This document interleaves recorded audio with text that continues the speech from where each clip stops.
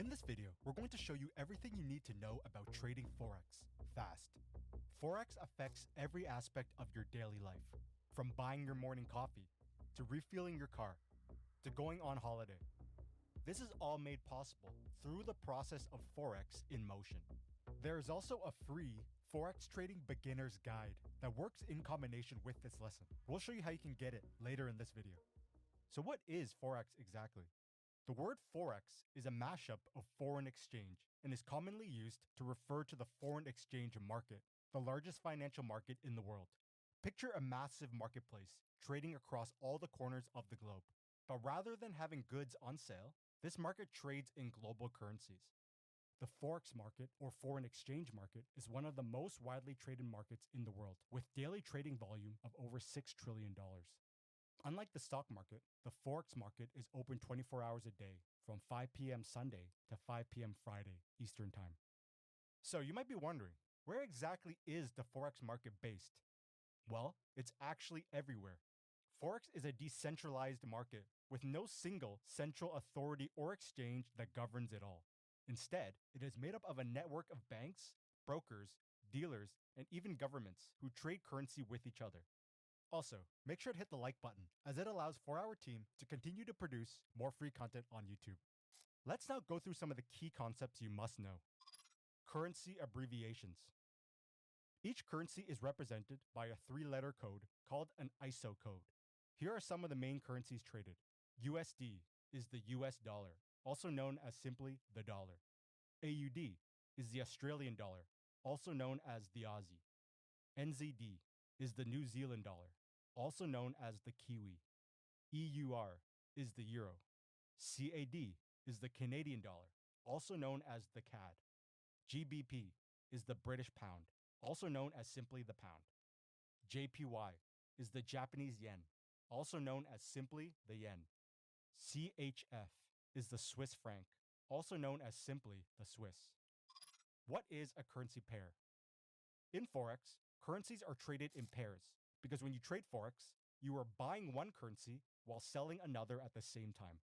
Let's look at the pound-dollar currency pair, for example. The first currency in a pair is the base currency, and the second currency is the quote currency. Let's say you get a quote of pound-dollar as 1.2655. This means for every 1 pound, you get 1.2655 of US dollars. There is always an invisible 1 beside the base currency on the left. So here's what happens when you actually trade currency pairs. When you buy a currency pair like the pound dollar, or when you go long on the pound dollar, you're expecting the pound to appreciate while the dollar depreciates.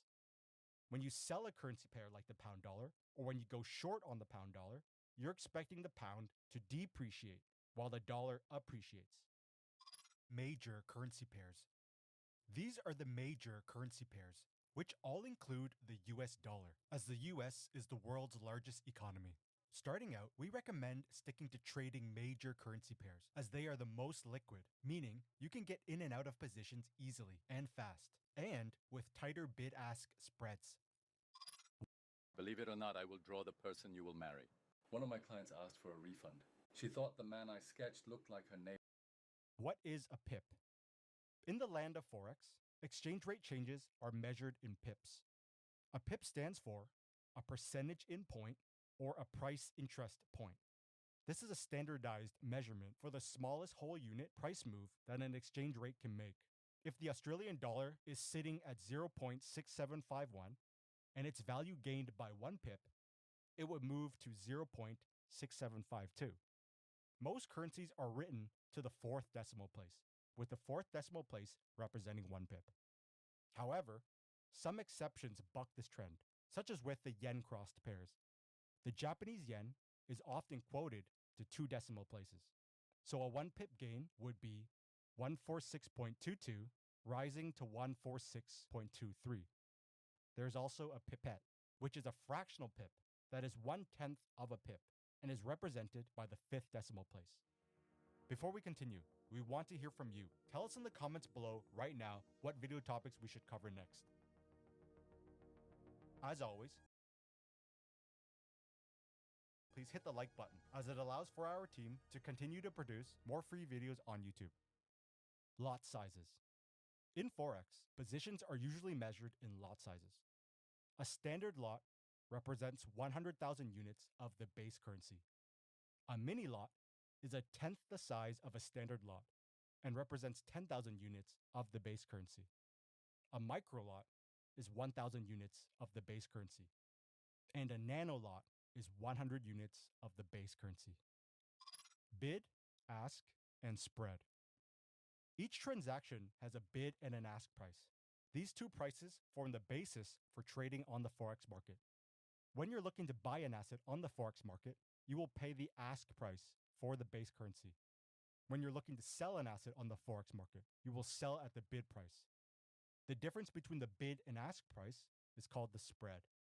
In essence, the bid-ask spread is the difference between the price a dealer will buy a currency and what they will sell it for. The spread covers the dealer's profit and the cost of the transaction. It is essentially the cost you pay to enter the market. It's important to note that different brokers can offer different spreads, or they may offer variable spreads that can change based on market conditions. Brokers and leverage. You, as an individual retail trader, require a broker to access and trade the Forex market. Brokers provide leverage, which is you using borrowed capital from the broker to trade much larger positions than you otherwise could with the amount of money in your account. Imagine leverage like using a financial lever. With a lever and minimum strength, you can lift heavy loads with less effort. Like a lever that magnifies physical strength, financial leverage magnifies your trading power. Essentially, leverage turns up the volume on trades. However, with the potential for more profit comes the potential for more loss. It's important to keep in mind that leverage can act as a double-edged sword. Leverage offerings vary from broker to broker and are usually expressed in a ratio, such as 1 to 50, 1 to 100, or 1 to 500. Usually, traders will be required to deposit a margin of the trade to act as collateral for the leveraged position. Liquidity. Visualize a vast global marketplace where many players are trading. Each transaction barely makes a ripple on the surface, like dropping a tiny pebble into the ocean.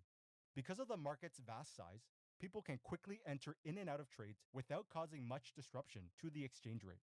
Simply put, a liquid market is a financial market where lots of trades occur, and it's easy for traders to buy and sell. Market volatility. High volatility means prices are changing rapidly and by significant amounts, like a crazy roller coaster ride with sudden drops and steep climbs. Notice the drastic and wide swings of price, which signals high volatility and means that there is more risk for your trades, but also more reward. In times of low volatility, the market is calm, with smaller exchange rate fluctuations and price changes. Low market volatility is like leisurely riding on a scenic railway. Notice the small swings of price, which signals low volatility and means that there is less risk for your trade, but also less reward. Now, there are many factors that can cause market volatility to increase or decrease. Things like inflation, market demand, foreign policy announcements, political and economic conditions, economic data releases, central bank decisions, natural disasters or crisis, changes in interest rates. With all these factors at play that cause swings in price, speculating on exchange rate fluctuations is one of the most common ways for individuals to make money trading in the Forex market. So how do people make sense of the Forex market? Well, traders can employ a range of trading strategies, one of which is technical analysis. With technical analysis, traders study historical price movements and data in order to identify similar patterns that have the possibility of repeating themselves in the future. The idea here is history loves to repeat itself. Think of technical analysis like a detective hunting down clues to uncover how an individual acted in the past in order to try and predict how they will act again in a similar way in the future. Meet Boreum, your AI-powered research companion. With one Here are a few simple examples of technical analysis in action. You look at historical price movement and notice price was making higher highs and higher lows, signaling a moving uptrend. So you believe in the future, price will continue to make higher highs and higher lows. So you want to look for long trades to trade with the moving uptrend. You look at historical price movement and noticed that price was making lower highs and lower lows, signaling a moving downtrend. So you believe in the future, price will continue to make lower highs and lower lows. So you want to look for short trades to trade with the moving downtrend. You look at historical price movement and notice every time price came to this area, it reversed drastically, which means this area is of high interest to buyers and sellers. So you believe in the future, if price comes back to this area, there is a higher percentage chance that price will reverse off of it again, which presents trade opportunities. You look at historical price movement and notice that every time price touched this trend line, it bounced off of it. So you believe in the future, if price comes back to this trend line, it'll bounce off of it again, which presents trade opportunities. Now, another method people use to trade the Forex market is fundamental analysis. Fundamental analysis examines the broader macroeconomic and geopolitical factors that influence the exchange rate and currency value. Picture fundamental analysis like compiling a weather forecast. As a forecaster, you are analyzing the atmospheric conditions to create a prediction for future weather events. Rather than atmospheric conditions, Forex traders are looking at factors like a country's economic indicators, such as GDP growth, inflation, and unemployment, to gauge the health of the country's economy, interest rates and monetary value, political events and government policy change, central bank statements, any breaking news and/or significant market events. They use this information to try and predict the upcoming market fluctuations in exchange rates and currency value and use them to their advantage. Many traders use an economic calendar as a way to keep track of upcoming economic events or announcements. Now, as promised, to access the Forex Trading Beginner's Guide that works in combination with this video, go to the description below and click the link for instant access. Make sure to hit the like button, as it allows for our team to continue to produce more free content on YouTube. Also, tell us in the comments below right now what video topics we should cover next.